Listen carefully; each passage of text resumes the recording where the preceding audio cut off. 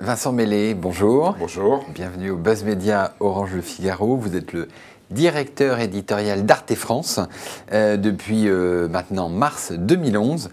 Alors Arte, c'est une chaîne qui a eu, j'allais dire, un trou d'air dans les audiences, mais là, il y a quelques bonnes séries, comme la saison 2 de Borgen, qui est diffusée jeudi dernier, et qu'on va voir l'épisode 2 jeudi prochain. 844 000 téléspectateurs, soit 3,2% de part d'audience. C'est mieux que la moyenne de la chaîne, qui est à 2 maintenant, aujourd'hui. Vous aviez diffusé aussi une autre série, Ainsi soit-il, qui a été série à grand succès. Vous pouvez retrouver comme ça des pépites sur des séries, j'allais dire, originales?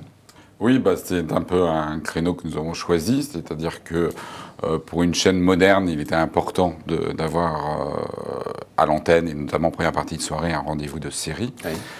Surtout pour Arte, parce que Arte est une chaîne de la création. On voit des documentaires, des films, des séries et des spectacles.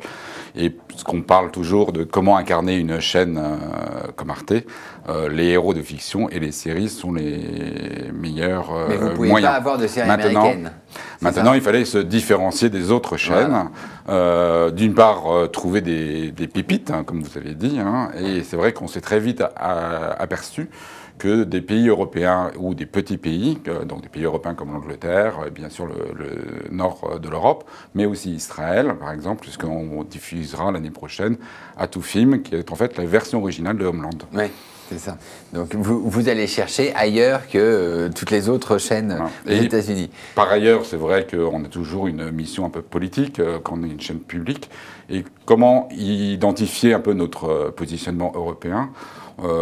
Nous avons choisi de développer ce qu'on appelle l'imaginaire européen, et c'est vrai que la culture de la série et la culture de la fiction européenne est très intéressante. On se focalisait sur la fiction américaine, qui a un modèle de développement tout à fait particulier, parce qu'ils exportent beaucoup, parce qu'ils font beaucoup d'épisodes, mais on a très vite oublié qu'en Allemagne, en France, en Angleterre et dans le nord de l'Europe, il y a un modèle européen de séries. Il n'y a pas que les séries allemandes comme Derrick. Alors, vous parliez de l'imaginaire, on va être en plein dedans, puisque le 21 décembre, Arte mobilise son antenne pour une soirée spéciale Apocalypse. C'est la fin du monde selon le calendrier Maya.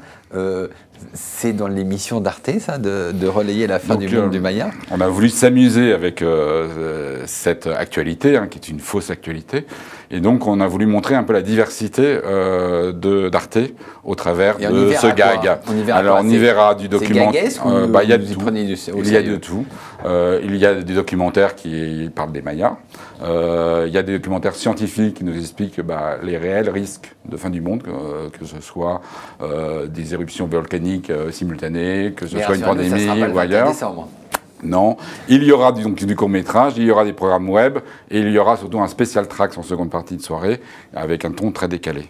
Donc ça sera à la fois sérieux et décalé toute la journée, puisqu'on propose 12 heures de programme, et on montre justement la différence d'Arte sur un sujet qui sera traité par les autres médias le même jour. Alors, je disais dès l'ouverture, Arte a eu un problème d'audience. C'était tombé à peu près, quand vous êtes arrivé, c'était 1,5% de part d'audience, c'est déjà remonté à 2%.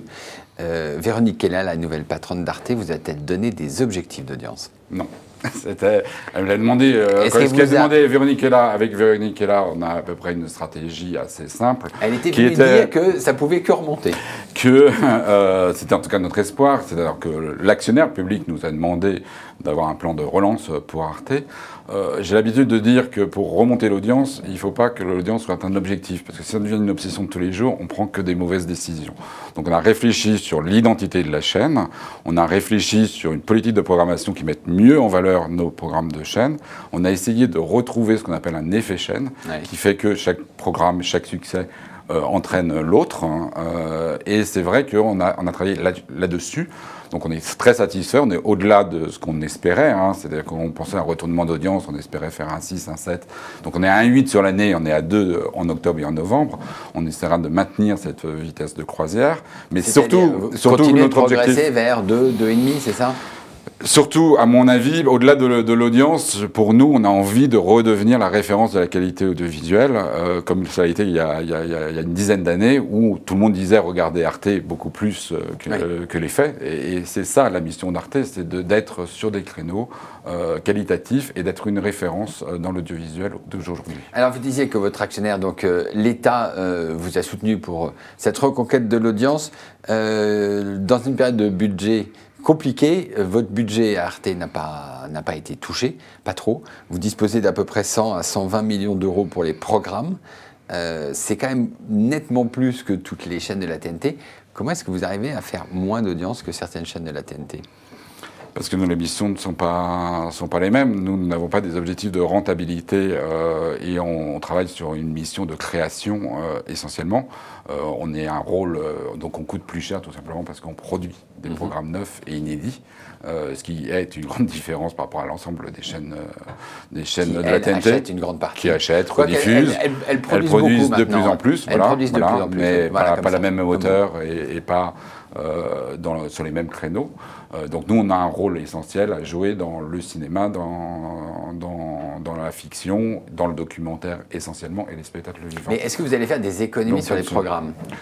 De fait, on a une stabilité du budget global avec les coûts fixes qui augmentent. Ça aura demandé sans doute une petite économie sur les programmes qui ne se fera pas au détriment de la création, puisqu'on a négocié avec nos producteurs de magazines une baisse de 5% de leurs coûts moyens, qui nous permet donc de répondre à stabiliser le budget de la création et à continuer la dynamique les prochaines années. En sachant que c'est vrai qu'on a eu un très bon budget l'année dernière, mais qui était un peu négocié sur 5 ans. Donc la concentration de la progression de notre budget était faite sur les 2 premières années du COM. Donc on a eu la première année, on n'a pas la seconde année. C'est vrai que ça demande un petit recadrage en fonction du budget actuel. Très bien, Vincent Meslet, merci beaucoup. Et donc, bonne chance pour la saison Borgen, hein, qu'on voit tous les jeudis soirs sur Arte. Et nous nous retrouvons demain avec un nouvel invité. Merci beaucoup.